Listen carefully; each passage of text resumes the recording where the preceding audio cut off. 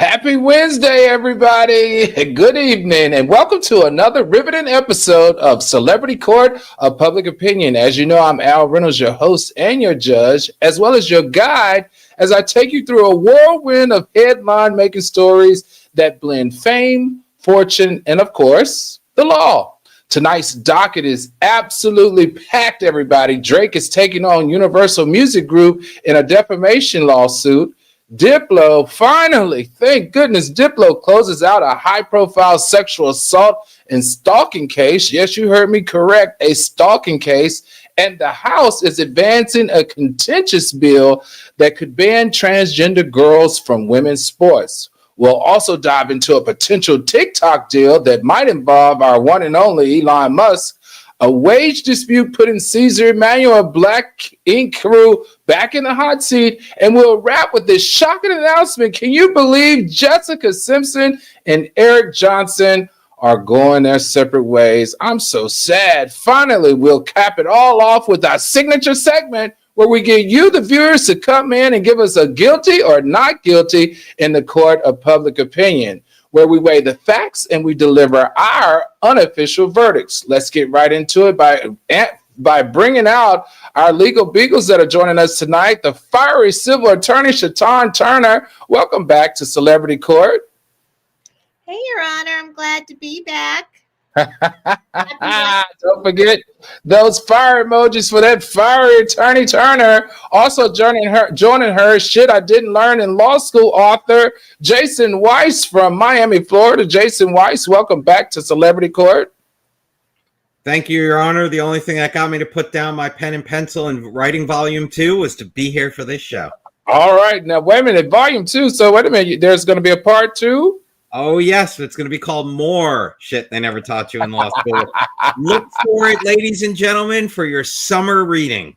Oh, this is really cool. And last but not least, humorist at law, the one, the only, our comedian, resident comedian, attorney, Sean Carter. Welcome back to Celebrity Court.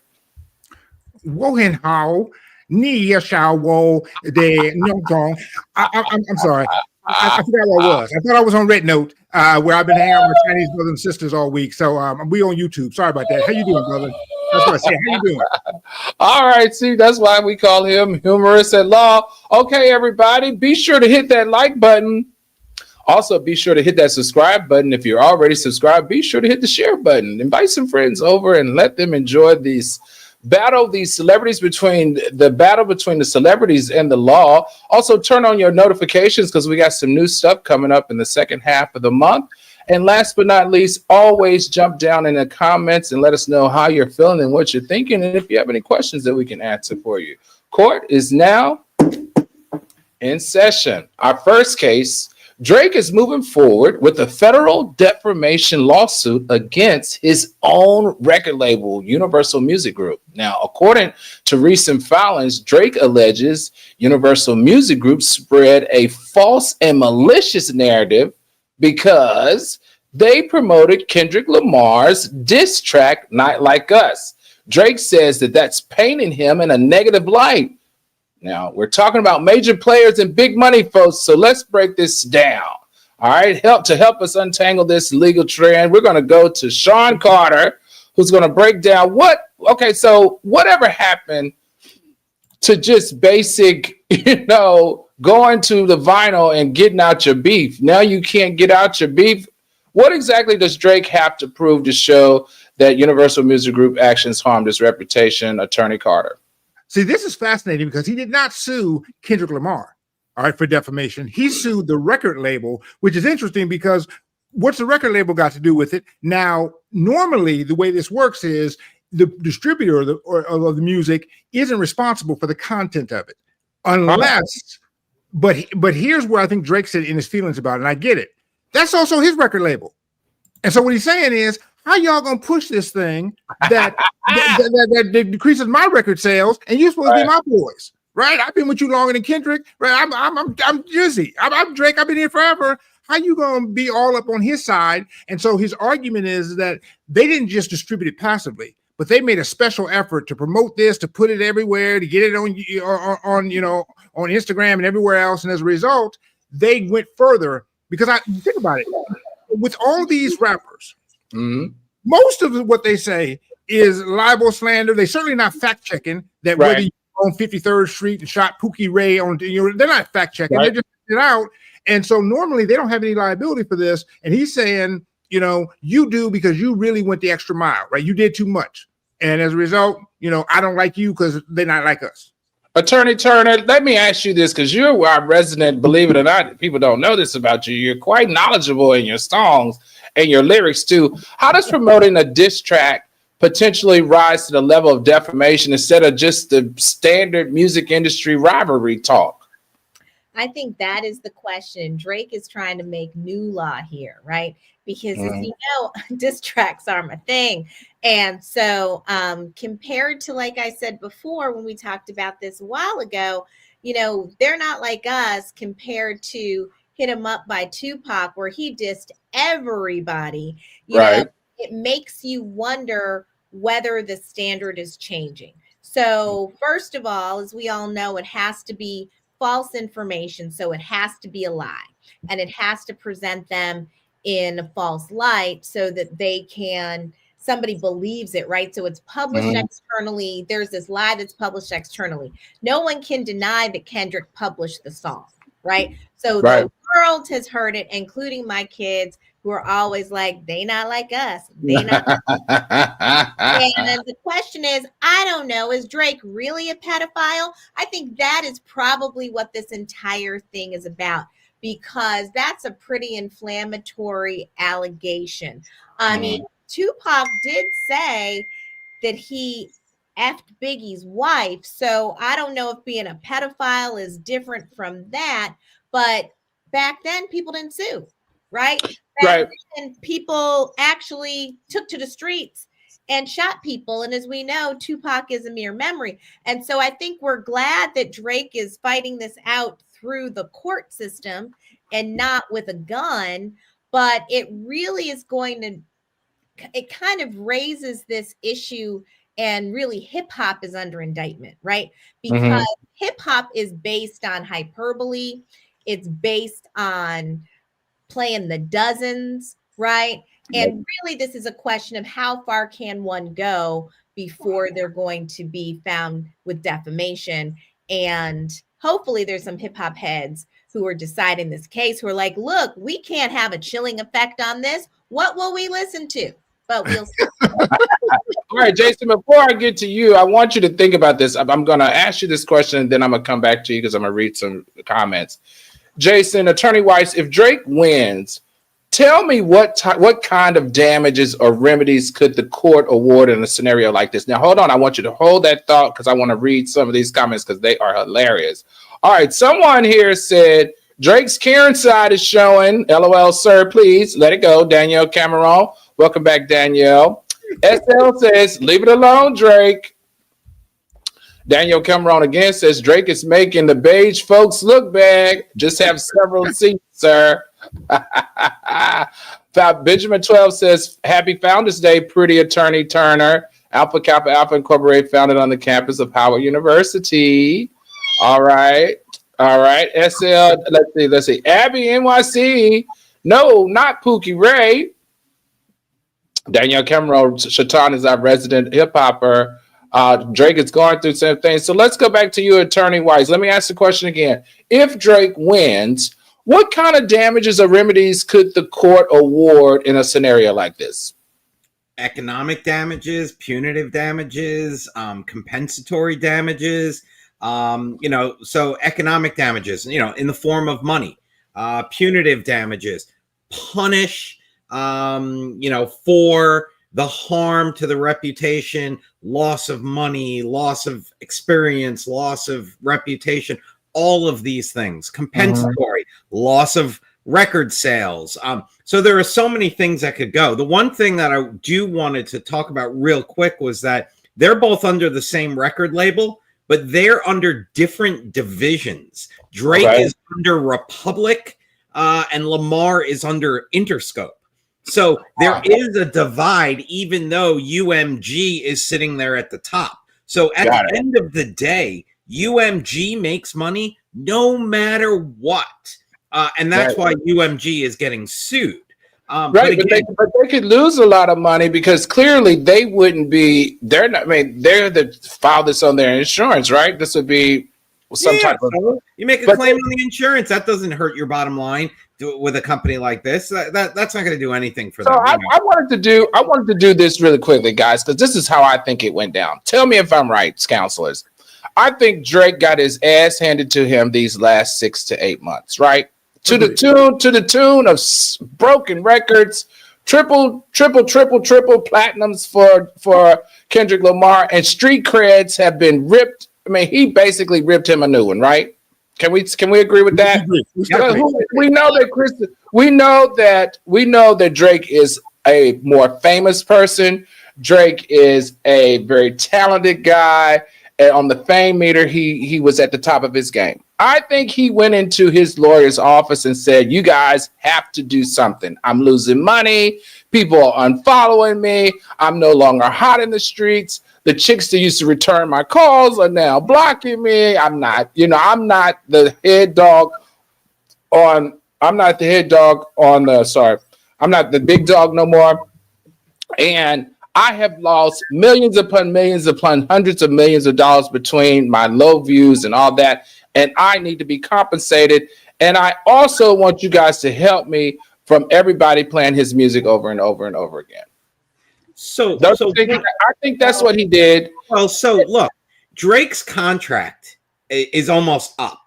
Okay, so what do you hope for as an owner in the NFL or as an owner of a record label? You hope that your star player is on the downward decline so you could keep your star player at a discount.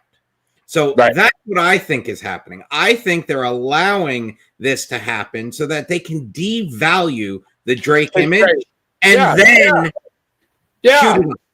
I totally agree because that way this top rate that he always gets, the 3 private planes that he always gets to bring his heroin can now go down to 1. Your record sales are down. You're not as hot anymore. You basically have been kicked off your throne. Sign you with a performance bonus so that when your stuff goes like this and we start making more money off of you, we'll give you a second plane again. We'll give you, more. So that's what I think it is. And I think putting on my, corporate hat for the record label, genius. Putting on my hat for Drake, crappy. Let's do this. Does he have a case though? Well, he's got a case. Why not?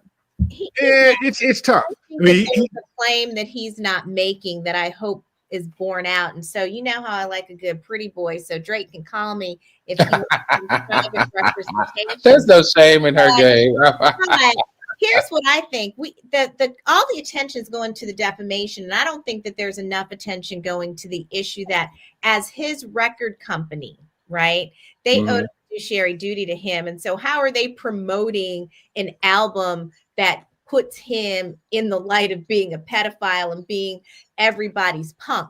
And so that's what I think the more interesting part from the label perspective is, and it might get borne out. I mean, defamation, that's a high hurdle that goes to the diss track, all those sorts of things. However, there's a long history of cases that say if you pay someone to be your agent or your to represent, they have a fiduciary responsibility, right? And they fail that. And what they do, they don't only not promote your album, they promote this other album that makes you look like trash, right? So that's, I think, the more interesting, well-established piece of it. The defamation one is a little bit awkward for the reason I think that Attorney Weiss may have mentioned, which is he's not suing the defamer, right? He's not suing Kendrick. He's suing the record company. So it's like they're attempting to weave some cause of action that gets him relief, but I don't think that they're going after the right one.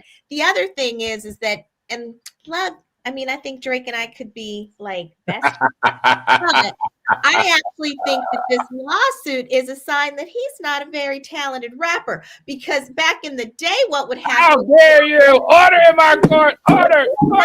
How dare you say that? I am a Drake fan. How dare you? No. Why isn't he fighting this out in the studio, right? Because he ain't as good as Kendrick. The problem is Kendrick is right. They ain't like us. And that is why Drake is pissed. And that is why he is suing. All right, this one's sure to shake up the music world. We'll keep our eyes on how Drake's legal team frames their argument because I want to hear it. And Shaitan, I hope you get that call to be on the time to be on that team. Okay, on to our next big headline. Up next, Diplo. Oh no, Diplo. I'm excited about this. Diplo has reportedly resolved his sexual assault and stalking lawsuit as covered by Rolling Stones. Both parties have released statements indicating that they've reached closure, but the finer points remain under wrap. The question in this does this settlement, and I can't wait for our legal beagles to answer this. We're going to throw to you first, Jason, Attorney Weiss. Does this settlement clear Diplo's name, or does it leave more questions than answers? And then the second question I have on that is, what does resolving a case privately typically imply for both the accuser and the accused? Because that's what I want to know. So I'll work backwards if it's okay. Having a case settled privately in the eye of public opinion, that might mean something. But in the law, that doesn't mean squat. It means nothing. It means that it could have been a number that they didn't want it settled for. It could have been $1 or $1 billion. They don't want that coming out in the public. It could be that they don't want certain specifics coming out. I mean, look, in a majority of my settlement agreements, if I am not willing to upload it into the court so that the whole world can see it, it's confidential, period. And due to the sensitive nature of this, it's got to be confidential. And you can't read into it, oh, confidential, that means that, someone admitted. No, you don't read into that. That's BS. That doesn't mean anything. It also probably has more, it probably has defamation claims. It probably has that. And a lot of times in a settlement agreement, it says if anybody is asked about this agreement, all that you can say is that it has been resolved or the parties mutually agreed to settle the case or something like that. So that's a standard statement. This is standard in the law, and it's standard when it is sensitive information. But what does it do in the public eye? Everybody's like, oh, it's confidential. It's this, it's that. It must be bad. No. Right. I think when I read into this, it reminded me of how when people settle, especially when they're high profile divorces, in your settlement, you'll sign confidentiality clauses. You can't go out and talk bad about me, and I can't go out and talk bad about you. That's what this gives me right here, that they both came. And a $50,000 penalty if you say something. Jason, guys, is pulling up a part of my divorce decree. No, not at all. He's pulling up because he worked on my divorce with me. All right. Okay. So, all right. That makes sense. So let me ask you this, Attorney Carter. Even if both parties are satisfied, how might the public still judge Diplo in the court of public opinion? For the reasons that Jason said, it might not work out as well for him as he'd like it to. So remember, the way we got to remember how this started out was he started dating this woman, last name Shelley August. And they had a relationship, 2019. They break up, and she files a restraining order against him, saying that he was, he groomed her since she was a teenager, had sent out, revenge porned her, sent out, pictures of her nude, had, taken advantage of her when she was drunk. Then he countersued. And so not only did that not happen, but you're an obsessed fan. You've been stalking me, hanging out at my house, calling my parents, etc. They then go to arbitration. And the weird thing is the judge believes Diplo and awards him $1.2 million in damages. Can we see a picture of Diplo one more time? Yeah, I'm surprised Shaitan didn't. I think he's a very attractive guy. That's a good picture. The other ones didn't do it for me, but that picture. All right, go ahead, Tom Carter. Be careful, Drake. She's falling in love with someone. She's got some admirers in the comments there. I see. So they may not even get to Drake and Diplo. But anyway, but the point is that he was in a great position before this whole thing ended. because she owed him $1.2 million, which I looked it up and I just sort of asked, and in the internet, does she have $1.2 million? And they were like, please. All right. She got $1.2. All right. And so she didn't have the money to pay him off. So she was probably willing to settle. It would have been better, I think, if he had gotten her he drops a 1.2 million and she comes out and says, this never happened. I was, if she got it sort of an admission of guilt from her, that's the way I probably would have played it, because he still has this stuff of, and by the way, regardless of what she says, he did meet her, at least from what I can ascertain here, when she was 17. And so, I don't know if they did anything when she was 17, but I do know, Diplo, that you need to level up, get you a grown woman. As I said before, I say it again, if the woman is not wearing a slip, or she don't know what a slip is, she's too young. The slip rule, guys. Attorney Carter, how old is Diplo? Attorney Carter, how old is Diplo? Do we know? I don't know, but I can find out in a minute. All right, let's see. I know. He look like a grown man there, doesn't he? JP Mills said, I can't be that old. Who the hell is Diplo? Diplo is a very popular DJ. He's 46. Oh, he's 46. Okay. Slip, Diplo, slip. Rhina says, I believe Diplo is British, I think. Dev God said, first time hearing about Diplo. Oh, gosh.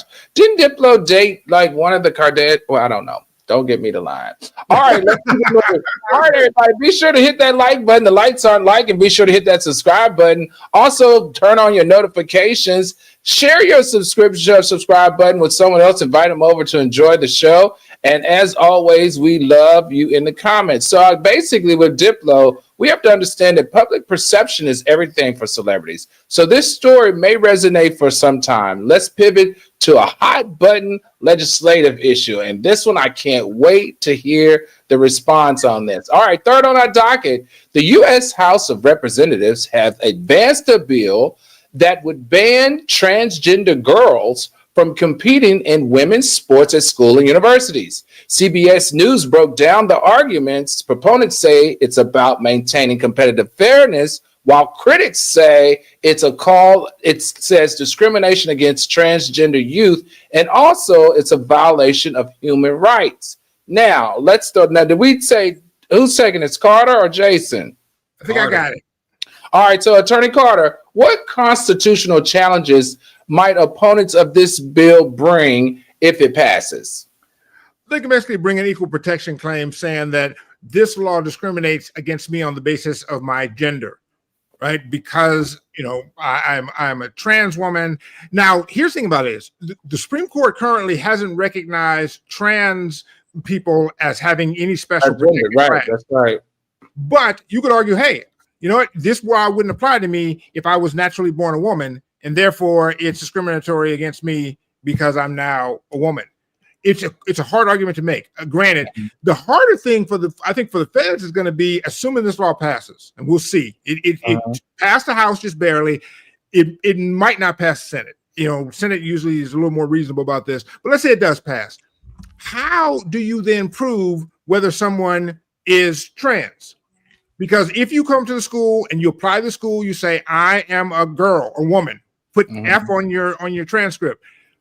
How are you going to disprove that? Go into the bathroom.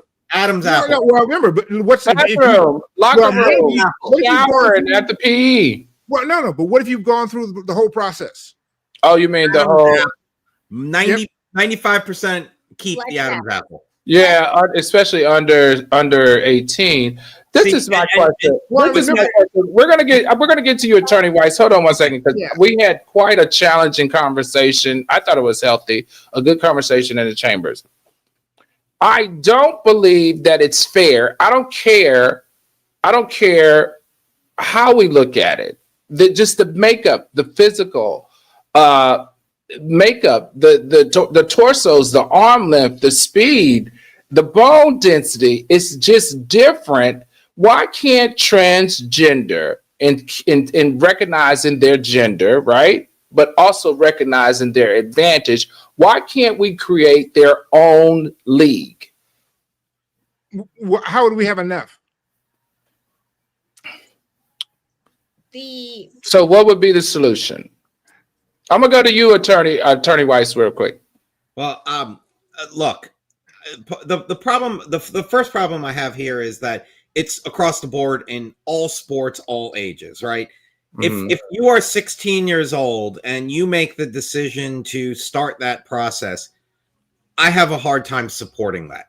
When you're 18 and then you are an adult and you can vote and you could buy cigarettes and you could do all of this, that shows that you're going to be no, you can't even drink. I can't drink at 21. Yeah, so you can't drink at 18. You can't legally smoke pot at 18. But you could go ahead at 15, 16, 17 and decide that this is what you want for the rest of your life. And we were talking in chambers, right? When I was 16, I wanted a tattoo. When I turned 18 and had the right to get the tattoo and was allowed to do it, I didn't do it. I still don't have a tattoo. I probably would have made a silly mistake and gotten a tattoo of whatever, and now I'd be stuck with it for the rest of my life. I'm not saying I don't support the decisions and all of that, but there's got to be a line where it's drawn. And that line needs to fall in place with voting and smoking and drinking and all of this. Now, and a lot of the comments are even talking about that. Trans men, they can't compete with trans women. The biology is still there, right? You can take estrogen and it's not going to defeat some of the things, the muscle tone and everything. So let me ask you this. Let me ask this really quickly before you jump in here, Attorney Turner. Are we, for sake of inclusivity, do we say that young kids now, a 5-year-old born biologically a boy to 10-year-old born biologically as a boy who's now decided that they're trans and that their true being is a girl, at that age, if you're playing a sport, they're going to dominate. They're going to be faster, right? They're going to be quicker. They're going to be more aggressive. It just doesn't seem equal to me. So even if you have, like you said, where do you place them? Because it's not that many. What is the answer? The only thing I can think is make everything co-ed. Is that the answer? Nobody really knows the answer, which is why there's all these awkward conversations. I mean, it's really a post-puberty issue because, I have kids and, my son's developmental basketball team was co-ed because they didn't have enough girls at the school who were interested in playing basketball, and they played just fine. And some of those girls dominated over the boys. So really what we're talking about is a post-puberty conversation where physicians could discuss when those types of advantages ensue. Now, here's what complicates it. Is some of the markers that you would use to determine fairness, they don't cut equally because there's still a lot about gender we don't understand. Look at Brittany Griner. All of the flack that she got when she was playing for Baylor, and people said that she was too masculine. And I believe if you test her blood, she has a high level of testosterone. That's the same thing that happened for that South African female runner in the Olympics that they were trying to exclude. So some of this gets complicated just because who we collectively might define as male and female and traditional, it doesn't run the way that neat and tidy like people might want it. And so who would decide that if you had X amount of testosterone, now you have to go play on the boys team, even if you're not transgender, but you just happen to be one of those women who have a high level of testosterone. So I don't know what the answer is, but I know that this particular issue hits for a lot of people for the reason Attorney Weiss was discussing. And I haven't seen anybody respond as passionately about this issue as a father who's trying to protect his little girl. That's where it really tends to hit, are the dads of girls are like, we need to do something about this issue. All right, Attorney Carter, let's go to Title IX, because that's very important. How does Title IX play into this, and could that shape the bill's enforceability? Well, that's the only way they have Explain to the audience what Title IX is, though. So Title IX is a law that basically says, and it says a lot of things, but for this perspective, it says, hey, if you're going to have boys sports in school, you got to have an equal number of women athletes, and we're going to give you federal funding or take away your funding to the extent that you don't comply with our rules. They're saying one of our rules now is going to be if you have a girls team, and I'm just using girls because it's a women's team, then you have to have, all right, they have to be actual, women at birth or girls at birth. Now, the thing about it is for high school, and we talk about like a high school a lot, but Title IX doesn't really apply that much to high school because the feds don't fund a lot of high school. They really only fund at the college level where you get the Stafford loans, et cetera. So it really only applies there. And I understand the issue here, the concern, right? Because you're right, there's a huge advantage with strength and muscle, et cetera. Interestingly enough, it hasn't been, and maybe in the future, a big problem. Like, for instance, WNBA, not a single trans athlete, no Juana mans. All right. So obviously, it isn't the kind of thing where nobody. Counselor. Well, seriously, nobody has decided that. Counselor. You cannot call them Juana. No, that was a character. That was a character. I said there are no Juana mans, right there. Okay. Yep, that's a character from the movie. Juana Man is a character. I'm sorry. No, it's a character from the movie. And nobody has said, hey, I'm going to switch genders to go to the WNBA. All right, nobody's done that yet. Nobody's done that in any professional sports that I know about. There are no NBA. That the thing is, that's why people are actually up in arms about this. Is they think the incentive is there. Right. So if you go play for the WNBA, you make less money than you pay for the NBA. No one's signing up for that, right? The reason why the people who are opposed to this, right? I'm not one of them necessarily, but the people who are opposed to this, they think that there is an incentive for cis men or cis boys who are born male to change their gender for the purposes of excelling. Right. In sport. Right. They get opportunities they wouldn't otherwise have gotten, like going to the Olympics and stuff like that. But as it relates to the WNBA versus the NBA, no one's making that. Hold on. Let me ask this question, please. Do we know any documented trans, whether men or women, have been recruited or given scholarships to play university or professional level ball? Well, we know of a couple of swimmers, but there was a big controversy with a swimmer a couple of years ago. Right, that's right. But we don't have anyone who's gone to a professional league. Did they get a scholarship, though? No, that one that happened in Pennsylvania was a walk-on swimmer. Remember that one that happened in Pennsylvania, one you're talking about? That was a walk-on swimmer, I believe. But there've probably been a few. There've got to be a few. In West Virginia about swimmers and trackers where it comes up. Connecticut has a big lawsuit involving track runners. It's for some reason those lend itself more. It's probably, this is just me opining, it's probably because some of the other sports self-select just based on size, right? So people who were born female, right, after puberty, most of them aren't becoming Brittany Griner, right? Like they're not to the NBA simply because they're not tall enough. They're not playing in the NFL because they're not big enough, right? But some of those other sports where size is different, then there's a different. Got it. I understand what you're saying. Ability. Okay, all right. Let's get to some of these comments. Death God said that's a good bill. Passed it already. Abby NYC, the MM family. So I think trans should have their own category. I think so too. I mean, Counselor Weiss brought up a good point. JP Mills says transgender needs their own sport. I'm sorry, but Daniel Cameron said, I'm a firm believer in equality, but come on, just because you identify as a woman does not mean you're not, and it does mean you are not at an advantage when competing in women's sports. You're still at an advantage, yes. How many days for? I look forward to seeing you every show. Ooh, Shaitan. Let's see. Daphne says male strength is different from female strength. It's not fair. Let's see. Let's read some other people. Kilo Low says trans men too. They can't even compete with trans women. The hormones should match, not chosen gender. Okay, Sonny Clark says, how many trans men do you see trying to join men's sports? Yeah, that was. And then trying to challenge the rules. Okay, I can rock with you about that. Let's see what else we got here.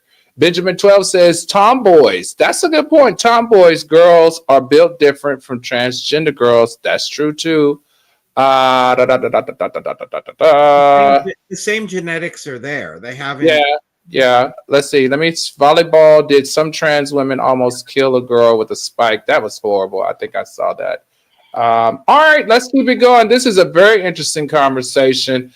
Whew. Let me see. Expect major laws around this. It's coming up. We can't ignore it any longer. It's a political and legal lightning rod. On to a different high stake scenario involving tech titan. Yep, the tech titan we all know, Elon Musk. Let's talk about this digital curveball. China is reportedly considering selling TikTok's U.S. operations this is coming from Bloomberg and Forbes. They are reporting to Elon Musk. This sale could appease U.S. regulators who worry about national security risks, but it also raises questions about tech monopolies and data privacy. All right, let's see. Who we going to? Shaitan, Attorney Turner. If China sells TikTok to a U.S. entity, what legal hoops must be cleared, especially regarding data security? And also tell me about the monopoly, because I got to be honest. I'm not comfortable with the most wealthiest man in the world whose net worth has tripled in the last 30 days because of the election of Trump, having this much power to manipulate, because now he owns Twitter and TikTok. I mean, something about this is not comfortable. What are your thoughts, Attorney Turner? Doesn't this just exemplify?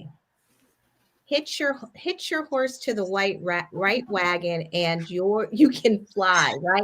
Like Elon Musk has hitched his wagon to Trump and the world has opened up to him. So right. I don't know if this deal is going to go through, but I'm just saying, y'all are my friends. So if y'all get the hookup, we all need to get the hookup. But as it relates to this potential acquisition of TikTok by Elon Musk, the FTC is going to have to evaluate it for the reason that you're indicating, because that would be I don't know what percentage of the social media market that would represent, but it would be an unprecedented one, I believe. I mean, Facebook and Instagram combined, which is owned by Facebook, I don't know that reaches to the level of Twitter and TikTok and where it would be, but that's what they would have. The FTC would have to say, is this too much to be controlled by one entity? And if it would be, then it would go to another buyer. I mean, Elon's from South Africa, so I guess that's better than the Chinese. But I'm just saying, if they're looking for, don't put this on the clips, but real Americans, right? Like, I'm not sure if Elon should be the one they should consider. He also has such strong political ties that, we've seen what he's done with Twitter. It's not like it's going to be impartial, but get this. He apparently is controlling the rules, right? Because now Facebook's like, fact check. That was a nice experiment, but we don't need that anymore. We don't need that anymore. And I think it's not supported by the administration. So to your question, an acquisition of this type would have to be evaluated by the Federal Trade Commission to determine whether or not there would be antitrust concerns. If there's antitrust concerns, those would have to be analyzed further, and they could conclude that it couldn't go forward for that reason.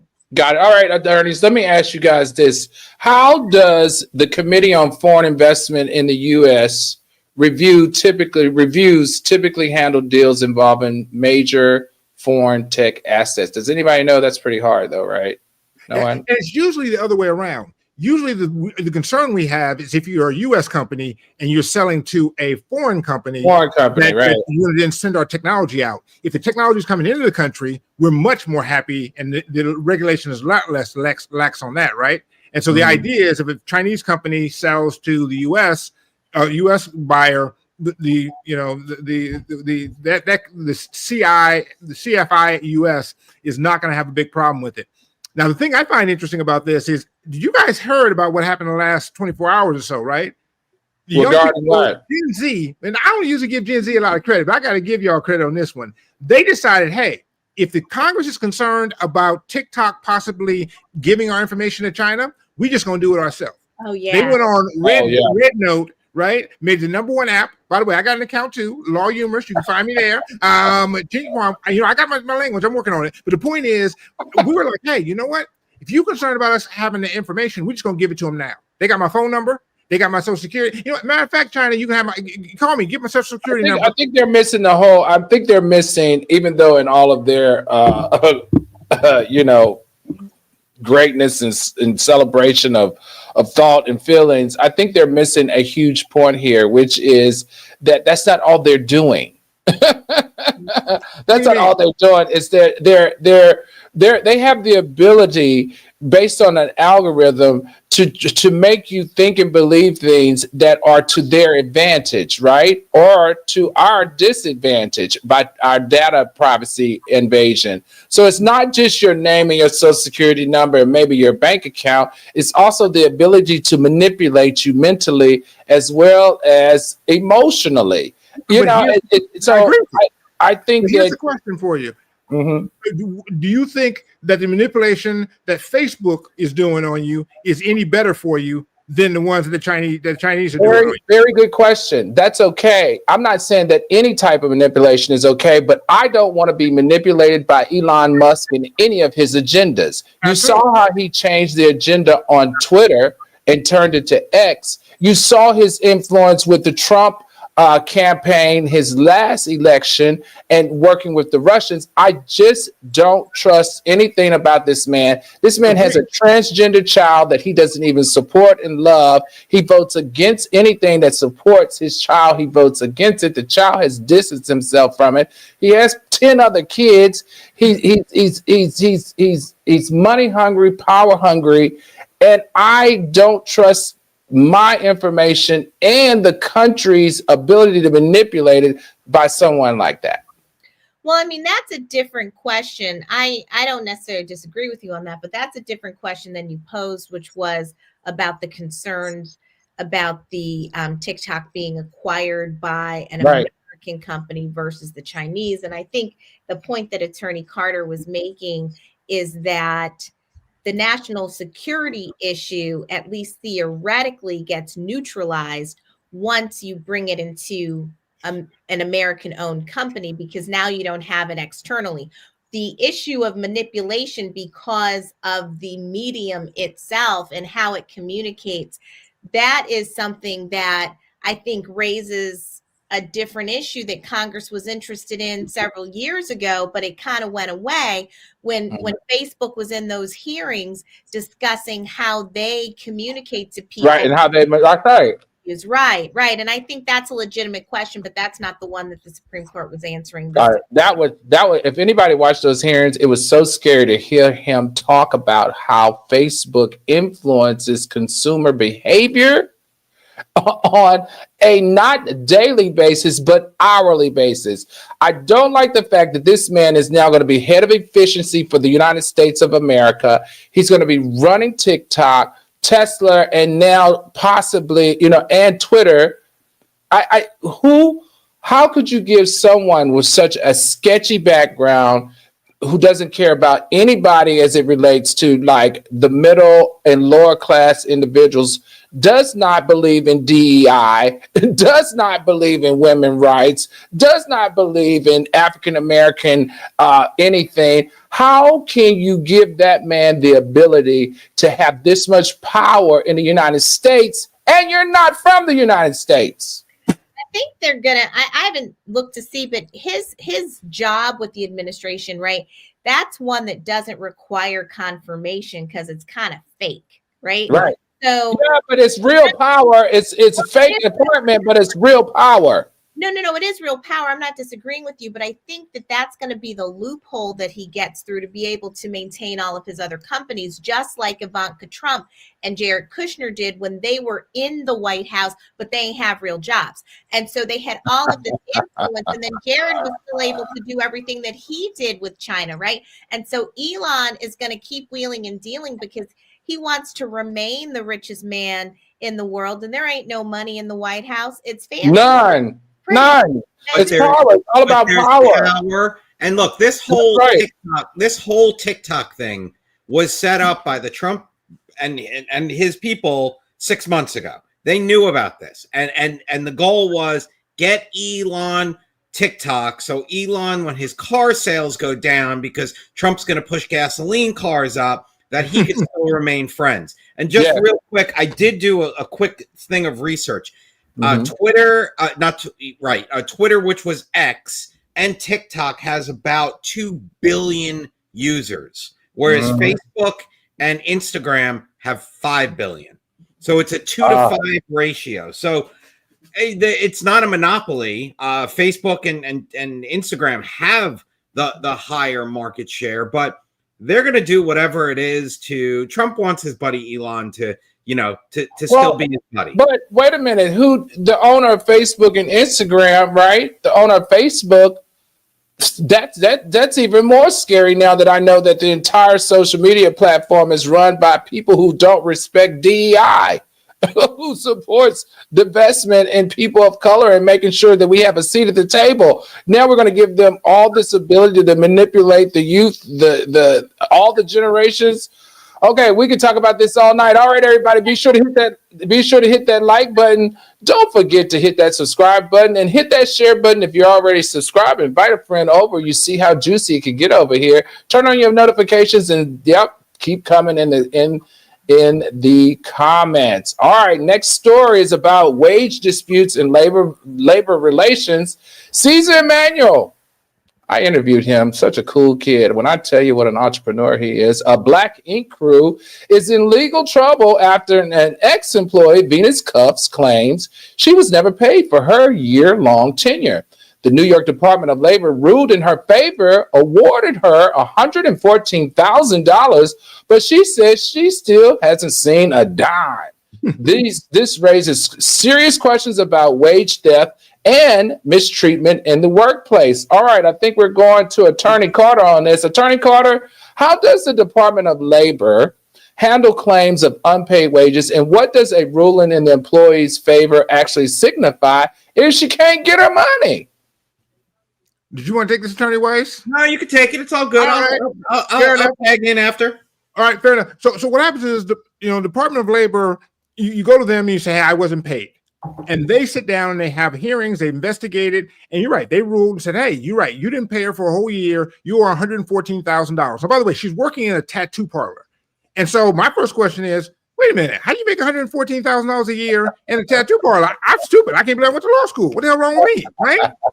It turns out that that's not what her salary was. But if you have to go get your money from the Labor Department, they'll allow you to double your money. So basically make them pay double your salary. The question becomes, was she an intern or was she, remember, you can have unpaid interns. That's how Hollywood runs, right? Or was she a paid employee that they just stiffed? Here's the weird part is, that was a year, right? She showed up to work for a year not getting paid. Did she not think, oh, they're just late? You know what I mean? Like how does that happen? She thought that she gets to be on TV and she was willing to stay there. I don't know if she was there when the TV, but I would think that the only reason someone would stay was because they get to be on TV. And the show was hot. Apparently she thought, this is why I hallucinated. I didn't talk to her, him, or whatever, but it seems to me that if you stayed there for a year without getting paid, you were fine with that until you weren't.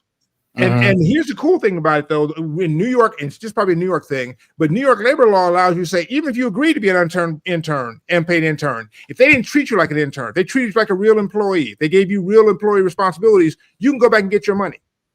Oh. Yep. So if you agreed up front, if it turns out that they weren't treating you like an intern, and they have like an 8-part test of what an intern is, but it's an intern is somebody who's supposed to follow you around and just sort of watch what you do, not do the damn job. So if she's in there doing the tattoos, and then she said, hey, well, I should get my tattoo money, and they agreed, and then doubled her money. Yep. Okay. Attorney Turner, let me ask you this. If Caesar continues to ignore the judgment, because this is a civil judgment, I guess, what further legal consequences could he face, and what can she do to ensure that she gets her money? Well, she can go to enforce the judgment in court, and if he continues to refuse, he could go to jail, right? He'll be in contempt of court. So if, people don't often like to do that, because even though you're angry at the person who did it, what you really want is your money, right? Right. So if I have a claim against John Smith, and John Smith's like, hell no, I won't go and I won't pay. And the next thing you know, he's in jail. Like, my girls and I'll laugh at him, but if I have bills to pay, that ain't helping me.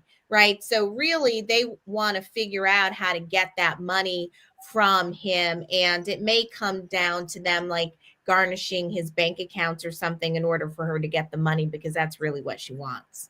All right, let me ask you this, Attorney Weiss, as we move on, because we're running behind a little bit tonight. For the viewers at home, Counselor, tell us, what's the best course of action if one of our viewers suspect wage theft or unfair pay practice? Before you answer that, let me share with what can be an example of, for our viewers, wage theft. So some people, you don't get bonuses. And so at the end of the year, some people, you might get let go, and then you don't get your bonus that you earned throughout the year that you're supposed to get. That's considered wage theft, just FYI for anybody. So if you get let go, or before you get your bonus, that's wage theft if they don't pay you out. What else is another example of wage theft? But tell me really quickly, Attorney Weiss, just not getting paid. What's the best course of action if they suspect wage theft or unfair pay practices? File a complaint, get a good employment attorney. And then there's the NLRB, the National Labor's Relation Board, and they will go ahead and they have an enforcement section, and they can file a federal lawsuit in the jurisdiction where you're at. So you have the U.S. government, and the U.S. government will go ahead and they'll take it on, and they will advocate for you. So if you get a judgment and they don't pay for it, the NLRB, they got strong arms and lots of reach. So don't give up and get what you want. All right, Abby NYC, the MM family said they probably promised her a TV show or something. That's what I thought. Jay Wadley said instead of taking Caesar to jail, seize one of his shops and sell it to pay the money. Sonny Clark says Caesar had his lips lightened. Ooh. All right. Danielle Cameron says, what was she doing for that salary? Let me tell you, if my direct deposit don't hit on time, I won't walk my butt up in that job. She crazy for staying unpaid. Benjamin 12 says, exactly, Attorney Carter. And Danielle Cameron says Caesar was actually running a business. Who knew? Benjamin 12 says, Caesar is that dude. I do like the fact that his story of his background and how he got out and how he created his business and then how he created a franchise and a franchise on national television. That was very, very interesting to me. Lifetime Chanel said, Labor Board has a process, but I came here to chill, not talk about my job. All right, everybody. So you guys need to talk to Lifetime Chanel. She seems to work somewhere examining that. All right. There's a steep price for ignoring labor laws. Now, let's pivot to personal matters in the spotlight. I'm so sad about this. Jessica Simpson and Eric Johnson have announced their separation after a decade-long marriage. The couple shared 3 children, and Simpson revealed that they've been navigating a painful situation while living apart. This is a big shift for a family once seen as solid as a rock, like Ashford and Simpson did. But let's talk legal realities, and we're going to go to our resident divorcee here, Attorney Turner. With 3 kids in the mix, what child custody considerations typically come into play for high-profile couples? The child custody issues for high-profile couples are typical to what they are with any couple who has children, which is where should the children reside? What's in the best interest of the child is the standard of the court. And hopefully, if you're lucky, what can the parents agree upon? So one of the things that I thought was good, it was a good sign, although I think it probably was the product of wordsmithing intentionally by Jessica and Eric, were our children come first, and we are focusing on what is best for them. We are grateful for all of the love and support that has been coming our way and appreciate privacy right now as we work through this as a family. So that's what they said. Privately, there might be some curse words and some plates breaking and some animosity, because no one wants to say, like, really, I think he's a selfish SOB who is not wanting to spend time with the children.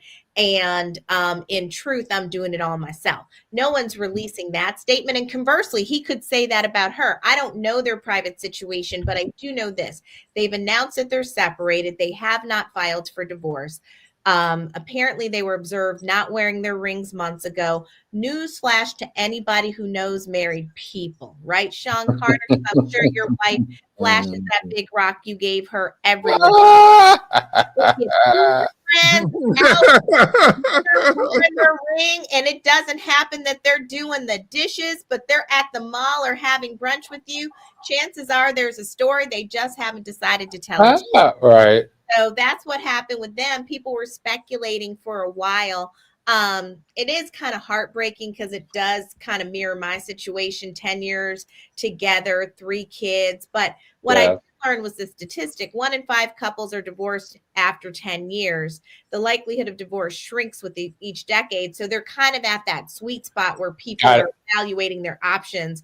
And I guess what they've chosen right now is to go their separate ways. Right, because you're old and tired like me and Attorney Carter. So, you guys might as well stay where you are and, just figure it out later. Dude, my wife's put up with me for 25 years. I can't go nowhere. Right. Tanya Kelly said, isn't she a billionaire? Yes, she was. She used to be a billionaire because of her company. Danielle Cameron, I stopped caring about Jessica Simpson's marriage when she left Nick. Oh, that was the last night I was invested in her love life. And Abby NYC, the MM family, says every public couple fails publicly and embarrassing. I know every public couple fails publicly and embarrassing. All right. Donna Michelle Porter says, hi, everyone. What did you say, attorney? Yeah, I wanted to sort of point out something I thought, Shaitan, I can't believe you missed. Jessica Simpson's people put out a statement, and it says, and I quote, Eric and I have been living separately, navigating a painful situation in our marriage. Yeah. What does that mean? Nothing. She just wants people to leave her alone. Stop asking her about it. Situation. Not someone cheated. Eric cheated. That's what it means. Situation. I kicked Eric out because Eric was stepping out, and now I have to deal with all of this nonsense caused by his behavior. Attorney Carter's right. If I had to guess, now mind you, we don't know what's going on behind closed doors. We only have the statement. But reading through it with my divorcee spidey sense, I see the same thing that Attorney Carter sees. Oh, I bet you do. All right. This is such a tough time for the family. Let's hope for a peaceful resolution. Now it's time for our guilty or not guilty segment where the court of public opinion weighs in. So everybody get ready to jump down in the chat. All right, everybody, this is a part of the show. For guilty or not guilty in the court of public opinion, we'll quickly recap each major headline, then let our panel of lawyers make a decision, and then you at home can decide where you stand. Remember, this is just for discussion. The real courts have the final say. All right, Drake versus UMG. All right, accusing your own label of defamation over a diss track. This is a valid claim or industry dramatics? We're going to go to you, Attorney Turner, first. Is he guilty of being dramatic or not guilty and following what is rightfully the law? Drake stays dramatic. So, yes, he's guilty of being dramatic. Attorney Weiss, guilty of being dramatic? I got to steal something from the comments. Drake is guilty of being a Karen. And also, Drake, no, Attorney Turner. All right, Attorney Carter, guilty or not guilty of being a Karen? Not just a Karen, but a Canadian Karen. I don't know if that's worse or better. Ooh, all right, I'm Alan. I'm the judge here in Celebrity Court of Public Opinion, and I'm going to find Drake not guilty. of being Karen. But I'm going to find him guilty of being smart and protecting his rate and protecting his brand and protecting himself by bringing it to the courts because he couldn't win it in the booth. That's my take on that. Next up, Diplo Resolved Lawsuit. All right, settlement, a sign of guilt or a way to move on. Is Diplo guilty or not guilty? Attorney Weiss, what say you? It's a way of moving on, and the public should not rule him guilty just because it was silent. All right, Attorney Carter, guilty or not guilty? He's guilty of getting bad advice because I'd have had her butt naked on the street saying he didn't do it, wearing a sign. If you owe me $1.2 million, you can't blame me. You're going to be saying I didn't do it. And she got to wear a slip, right? Gotta wear a slip. Slip. Gotta wear a slip. All right, Attorney Turner, is Diplo guilty or not guilty? He's not guilty of doing anything wrong as it relates to the confidential settlement agreement. So if that's the question, he's not guilty.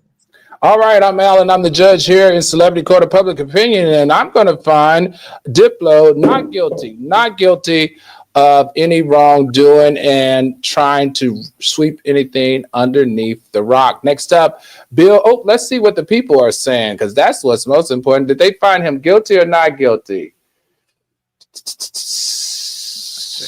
Diplo said tall. Ain't about did he have him? They said not guilty. All right. So it looks like not guilty for Diplo. All right, let's go. Next up, bill to ban transgender girls in women's sport. Is this protecting fairness or undermining civil rights? Is this protecting fairness or undermining civil rights? Attorney Turner, what say you? And we're not doing guilty or not guilty. Just as well, I don't know. I could say if it's what are they guilty of not protecting fairness and under guilty of let's say is Congress guilty of infringing upon their civil rights? Okay, got it. And I would say yes, Congress is guilty of infringing on their civil rights. Ooh, so you don't support the bill? No, I think it's overblown, and all it's doing is promoting divisiveness and mean-spiritedness against transgender. Mm-hmm. Okay, Attorney Carter, what say you? Wow, Attorney Turner put that perfectly. Until we have a problem, like I said, until the NBA is dominated by a bunch of brothers named Pookie, we probably need to just step back and not make this a federal case. A federal case. Right. So you're going to say what? They are not guilty. Or they're not guilty. All right, Attorney Weiss. I think Congress is guilty of trying to do too much. Okay, so you are not supporting the law. It's hard, right? I mean, I don't know enough about it, but it probably needs a rewrite. Okay, I'm Al Reynolds, and I'm the judge here in Celebrity Court of Public Opinion, and I'm going to find the government not guilty. Not guilty. I think right now, because it's so new and it's not fair. So I think it's okay to have something separate but equal until we can figure all of this out. So I'm going to find them not guilty in trying to figure that out. Next up, TikTok and Elon Musk. Is this a brilliant fix for national security concerns or a potential monopoly in the making? Attorney Weiss, is Elon Musk guilty of monopoly or not guilty? It was a brilliant play by Mr. Trump and Mr. Musk. Yep. All right. So we're going to find him guilty or not guilty? He's guilty of being able to use his power to get what he wants. Okay, Attorney Carter. He's guilty. Fortunately, hopefully it won't ever go through, but he's certainly guilty of trying. Right. All right, Attorney Turner. He's guilty of the ultimate power grab. I'll tell you. With whichever other of my colleagues said, this has been in the works for a while. I think the Biden administration got played. Yep. All right. Tanya Kelly says guilty. High Maintenance says guilty. Abby NYC, the MM family said this is rich people shit. I'm Alan. I'm the judge here in Celebrity Court of Public Opinion. I'm going to find Elon Musk guilty. Guilty of this is all a part of a tactic and a strategy that we are all going to regret if we keep giving this man this much power in the United States. He's going to rewrite our history because he has no reason to protect it because he was not born here. Gosh, we need to wake up on this, everybody. We need to wake up. All right, let's keep going. Caesar Emanuel's unpaid wages. Legal order says pay up, but he hasn't. Is he guilty or not guilty for doing what he was told? Attorney Turner. He's guilty.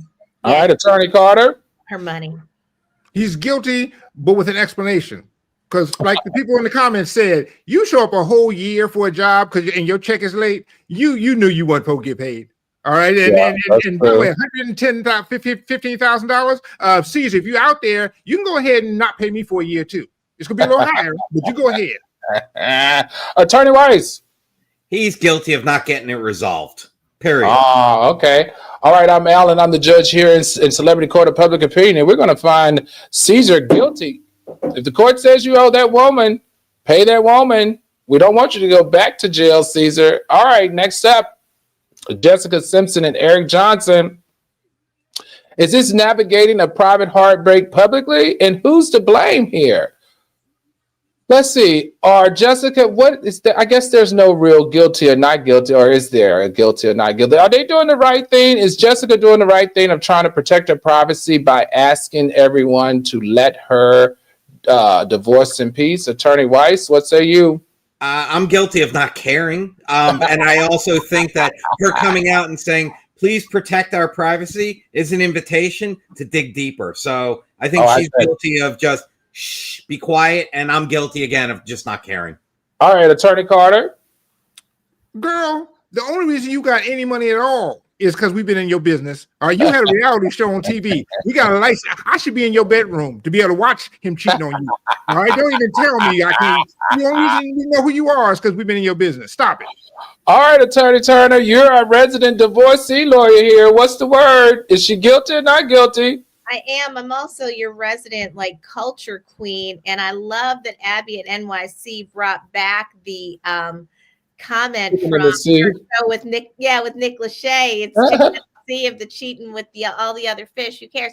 I mean, I think one of two things. I would say she's guilty for inviting people into her life, but second, based on what Attorney Carter said about the alleged infidelity, I think she wants people to start looking under the sheets because she wants them to find out what's there.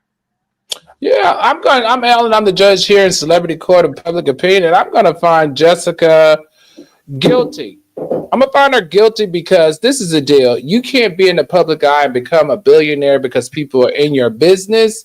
And because this one is hurting your feelings so much, and you're now got 3 kids, and you're going to re-enter the dating scene, you're going to now cry about privacy. Nah, it doesn't work like that. Sorry, Jessica. Anyway, there you have it. All right, let's see what the people had to say really quickly. All right, so high maintenance. Okay, no guilty or not guilty for them. All right, no worries. All right, there you have it. I thought I was getting held in contempt of court for not caring about the last one. Listen, I was just trying to be nice because I'm not really, I could care less about that too. But anyway, there you have it. The Court of Public Opinion has spoken. And now let's wrap up with our closing remarks and a crucial call to action. Listen, tonight we've navigated everything from Drake's battle against his own label to legislative bombshells to social media upheavals, as well as unpaid wages and a heartbreaking celebrity split. If you learn one thing, is that no one, not even the biggest stars, escapes the reach of legal intricacies. All right, so our take-home actions are stay informed and engaged. Whether it's local wage laws or major federal bills, learn how the policy could affect you and your family, especially when it comes to kids and sports in high school and also in college. Consult professionals if you find yourself facing legal uncertainty, defamation, or workplace dispute, or even family law. Seek qualified legal advice immediately, and also speak up and advocate. Legal changes often come from public pressure. We've all seen that in the last 5 years. If you believe a law is unjust or a practice is unethical, use your voice. One of your biggest voices is voting. I'm Al Reynolds signing off from Celebrity Court of Public Opinion. Remember, these star-studded cases hold universal lessons, and that's be proactive, Stay vigilant and never shy away from fighting for your rights. Until next time, stay informed, stay empowered, and keep seeking justice because it starts where? With you. Court is now adjourned.